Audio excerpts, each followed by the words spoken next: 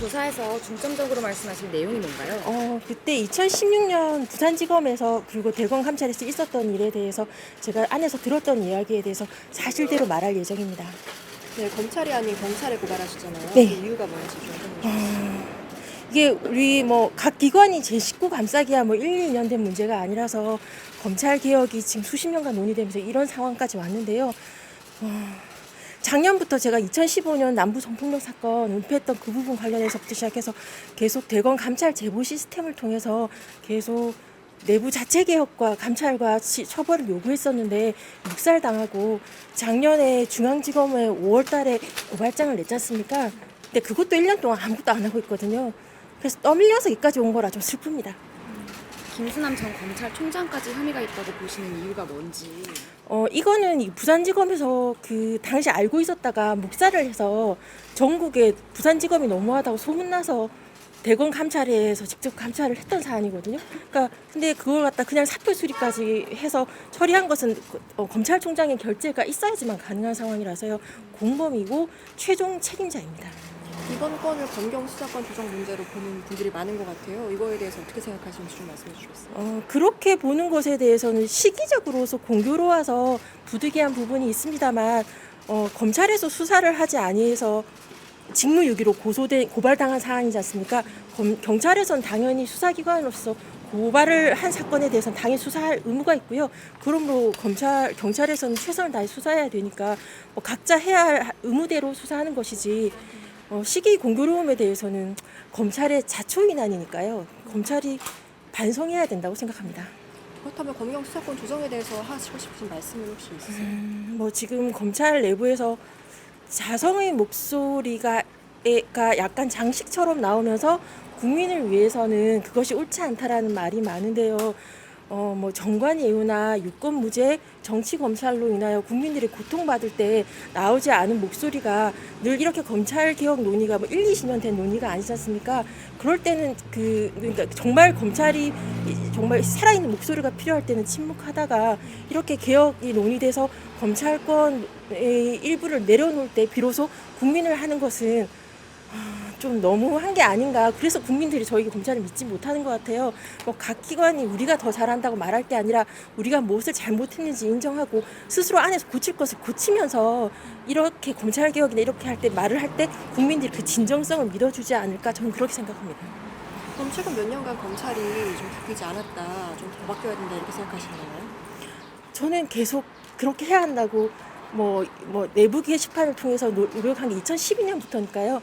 계속 목청을 높였고 2012년 초기에 제가 할 때는 우리가 하면 된다라고 생각했다가 이게 전체적으로 조직 문화의 문제가 너무 깊어서 자체 개혁은 불가능한 상황이고 외력이 들어와야 되는 거고 다만 우리 검찰이 기본적으로 정말 훌륭하고 그다음 생각이 바른 사람이 없지는 않아서 강제적인 외력에 의한 수술이 있지만 기초 체력이 있어서 견뎌낼 것이고 그래서 국민들 앞에 신뢰받는 검찰로 거듭날 수 있는 그런 기초는 있다라고 저는 자부하고 있으니까요.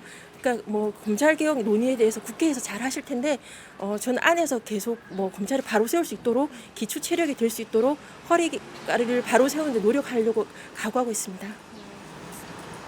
이번 고발건은 그 검사님 본인의 일이 아닌데 고발하시게 된 계기는 혹시 뭔가요? 이게 기본적으로 풍문에 의한 들어서 아는 내용에 대해서 고발을 하게 되면 검찰 사건 사문 규칙에 따라서 각하사유입니다. 제가 안에서 이런 감찰 제보 시스템이나 이런 걸 통해서 몇 번 들은 이야기를 좀 문제 제기한 적이 있는데 실제 감찰이나 이게 문제 제기가 되면 실제 당했던 사람들이 서지영 검사도 예컨대 2010년도에 자기 아니라고 하면서 좀 무서워했었잖아요.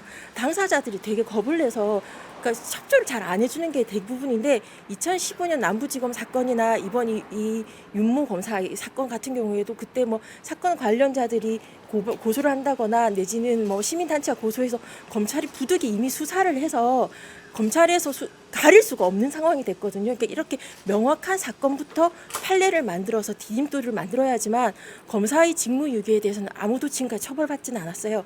확실한 사례이기 때문에 법리상 임종원도 기소가 되고 양승태 전 대법원장도 기소되고 우병우도 1심 선고 났고 그 경찰관이 다 다른 기관의 직무유기에 대해서는 판례가 많거든요. 근데 검사만 직무유기에 대해서는 면죄부를 주고 있어서 이 명확한 사건, 검찰에서 이미 알고 있었고 감찰에서 확인됐음에도 불구하고 성폭력 사건이 덮이고 검사의 공문서 유조가 덮여서 관련된 사람들이 지금 1심 선고가 났거나 다음 달에 윤모 검사는 선고가 날 예정이니까요. 이렇게 명확한 사건에 대해서는 그 책임을 명확히 짚어줄 수 있는 단계가 된 거죠. 그렇기 때문에 명확한 사건부터 시작하려고 제가 고발을 하게 됐습니다. 그러면 이 이후에도 좀 고발을 이어가시거나 예컨대 제가 감찰 제보 시스템을 통해서 관련자들의 징계 시효가 남았을 때 있을 때 제가 이미 2015년 남부 성폭력 사건 덮었던 사람들이라든지 2016년 이 부산지검 사건의 관련자들에 대해서 감찰을 제가 요구했었지 않습니까? 근데 징계 시효를 현 대검 수뇌부가 도과시키고 있거든요. 이 부분은 2차 직무유기가 되기 때문에 1차 직무유기가 된 2015년 남부 성폭력 사건 덮었던 사람들, 2016년 부산지검 공문서 위조 사건을 덮었던 관련자들에 대한 사건 수사가 어느 정도 마무리가 되면 2차 직무유기에 대해서는 추가 고발할 예정입니다.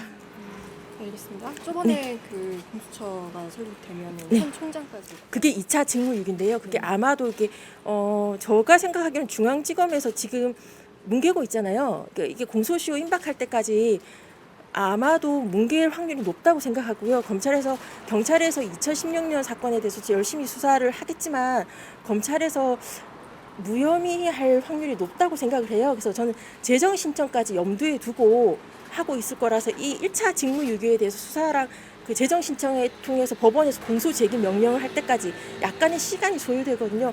그 전에 공수처가 아마 생길 것 같고 그렇게 되면 그 1차 직무유기에 관련자들이 기소가 된 이후에 그렇게 되면 2차 직무유기에 대해서 고발할 예정인 거죠. 그러니까 약간의 이건 한 5년 정도 제가 각오하고 있습니다. 질문이 없으면 제가 들어가도 돼요. 경찰 수사 통해서 이번 이 사건이 잘 밝혀질 거라고 보시나요? 이게 관련된 사실관계는 그때 부산지검에서 재판을 받고 있는 그 부산지법에서 재판 받고 있는 윤모 검사의 재판 기록 그리고 대검 감찰에서 가지고 있는 감찰 기록에서 당시 검찰에서 어느 정도 파악했는지는 다 확인이 되지 않습니까? 이렇게 되면 수사기관에서 감찰기관에서 수사할 의무, 감찰에서 징계할 의무는 법리상 명백한 거거든요. 그러니까 기존에 드러난 것에 대해서 확인하는 과정에서 이 사람들이 그 밑에서부터 쭉 결제했던 사람들이 다 직무유기 공범인지 지금 현재 사법농단 수사에서도 보면 그 법원행정처 그 심의관님들이 법원행정처 처장님이나 차장님이 직권 남용했고 피해자인 하니까 밑에 사람은 안 하려고 했는데 위에 지시에서 억지로 했던 직권 남용 권리 행사 그 부분인지에 대해 사실관계는 구체적으로 여기서 이제 관련자들을 소환 조사하면 결제 과정에서 나왔던 문건들을 확인하면 가능할 것 같습니다.